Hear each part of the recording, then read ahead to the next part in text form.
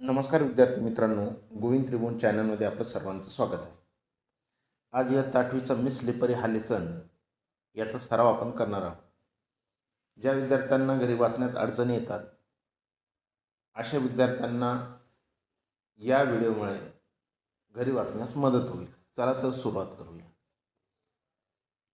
Miss slippery part 1. I got ready and went to school. In the first period, our class teacher who taught us English told us to take out our composition notebooks. I took out the mathematics notebook by mistake.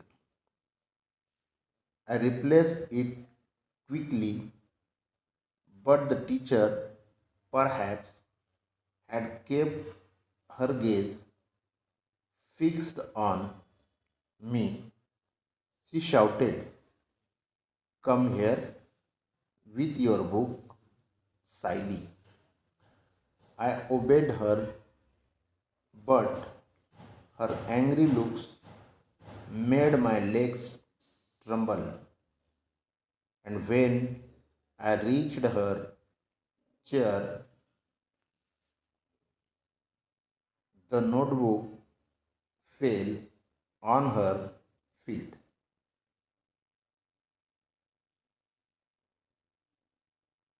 Some girls laughed loudly. The teacher thought that I had dropped the notebook on purpose. She stared at me with an all devouring look. "Go and stand near your seat," she yelled. I kept standing, punished for the whole period. The next was history class, and my favorite subject. The teacher had asked us to memorize the causes and the effects of the Battle of Panipat.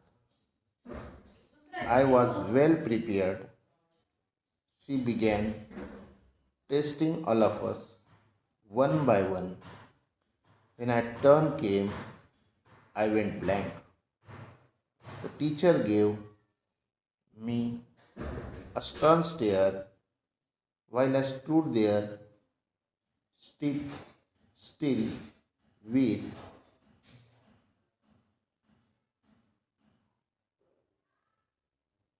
my head hanging down in shame. Mama and Papa continued their never ending tips. Papa used every opportunity to express his annoyance. Mama, on her part, did not allow any such occasion to slip without turning it into a vociferous quarrel. The quarrel was between the two, but the punishment inevitably descended on a third one.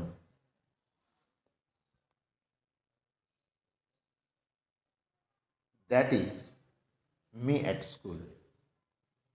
Wherever and whenever I heard raised voices, I felt as if Mama and Papa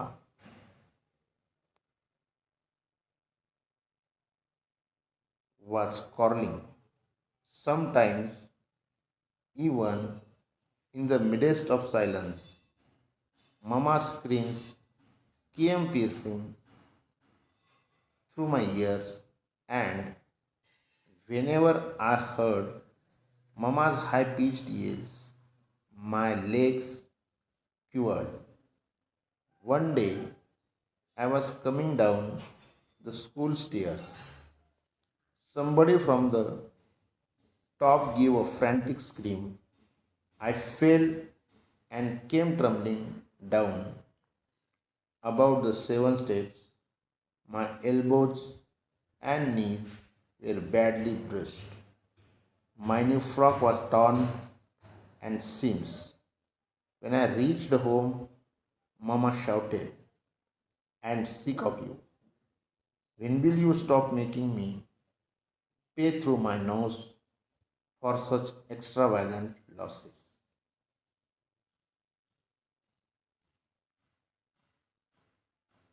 Mother seized me by the arm, gave me a good jerk, and seated me on the bed. She fetched an antiseptic lotion and applied it to my elbow and knees, but did not hug me. Within me lingered an yearning that she would hold me and console me. Even if she had given me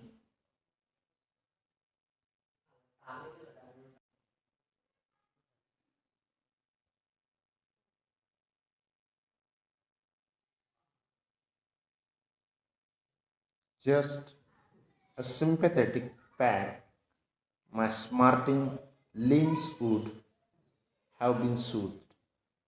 My younger brother was close by. As Mama walked away to kitchen, he came and sat beside me. He placed his little hand on my arm and whispered, "Are you in a great pain?"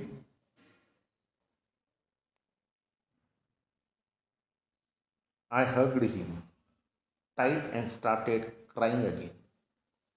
I used to walk quite cautiously, yet I would often stumble.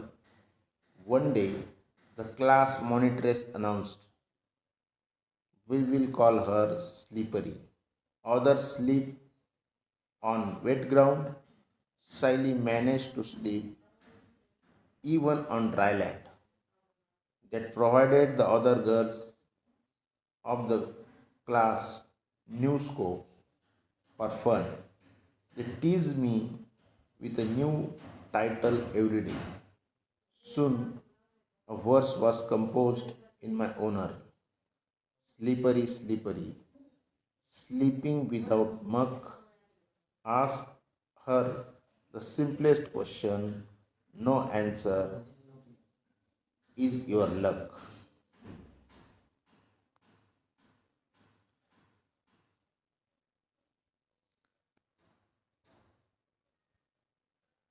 I lived in perpetual fear of everyone, the girls, the teachers, the young and the old.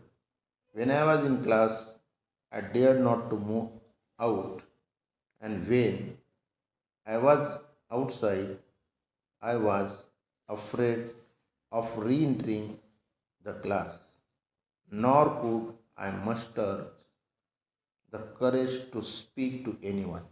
Part 2. The bell had already rung when I reached the school. The teacher was in the classroom. I sought permission to enter. The teacher wore a frown on her face, but she let me enter and told me to see her in the teacher's room. After the class, her tone was not of annoyance or anger, yet an unknown fear made me nervous.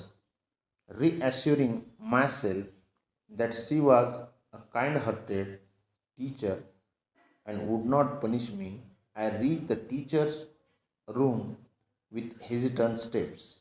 The teacher greeted me with a smile and asked me to sit by her side. Her tender tone turned my sigh into sobs. She pulled her chair close to mine and patting me on the head said, "What makes you cry, my child? I haven't said a word to you." After a brief pause, she continued, "Tell me what your trouble is. Confide me, for am I not like a sister to you?" A rare thrill ran through my entire frame. For a moment, I felt I should cling to her and cry and cry. Of course, I did. I did not so, but I kept gazing at her with tearful eyes. Tenderly, teacher continued, "Do you know the meaning of Didi? It means elder sister. Wouldn't you tell your sister your trouble?" Amid sobs, I said, "The girls keep teasing me." She laughed. "Why are you scared of them? If you cry like this, they will pester you all the more. So ignore them. Who is your friend?" I shook my head and teacher smiled. It seemed the teacher had poured her smile into my eyes. "Like to be my friend," she said. The bell rang. She rose with a tender pat on my back. She said, "Listen, you were a sister, all right. Now you are a friend too. But I like my friend to be brave. You have got to try to be brave. I will always stand by you. Rest assured, my little pearl. Now rise and hoof off to your class." Excitement made my class flush red hot to the ear tips. Never before had anyone lavish love on me.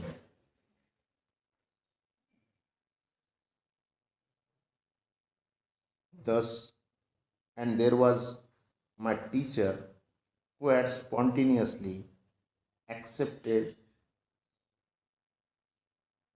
me as a sister, a friend. I was beyond myself.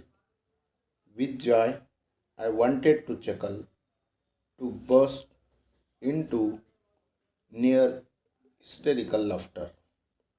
On winged feet, I ran to my class. Soon I was lost in a rare revive.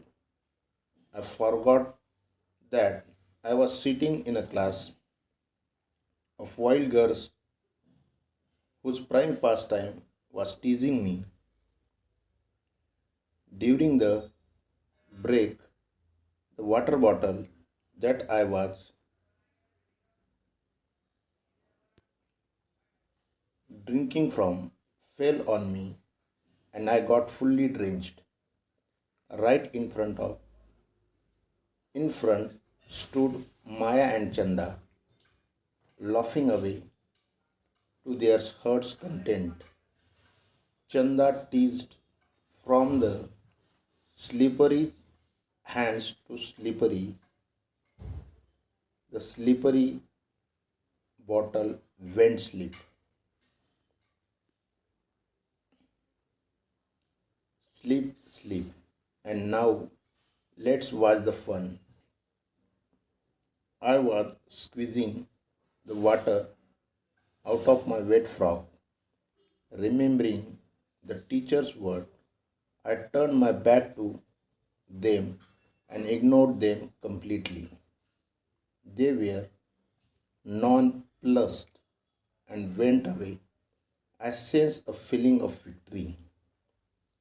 Before the class closed for the day, the teacher came to the classroom again and said to me, "From today, you are going to be responsible for bringing the register, chalk, and duster every morning.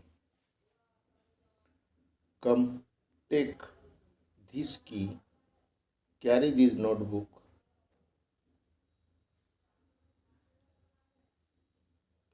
to the teacher's room, count them, and keep them in my drawer.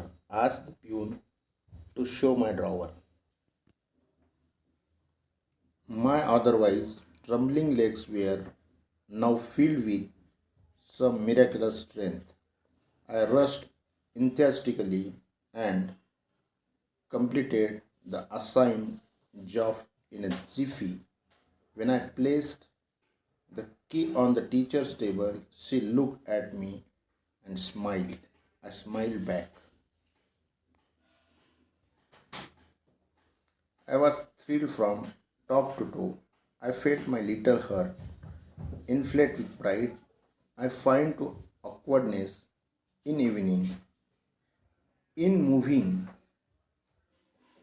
about in my still wet frock, nor was there any trace of fear while returning home. Thank you. निश्चितच या पाठाचा सराव आपण जर केला तर आपल्याला वाचनास मदत होईल हीच एक अपेक्षा. धन्यवाद.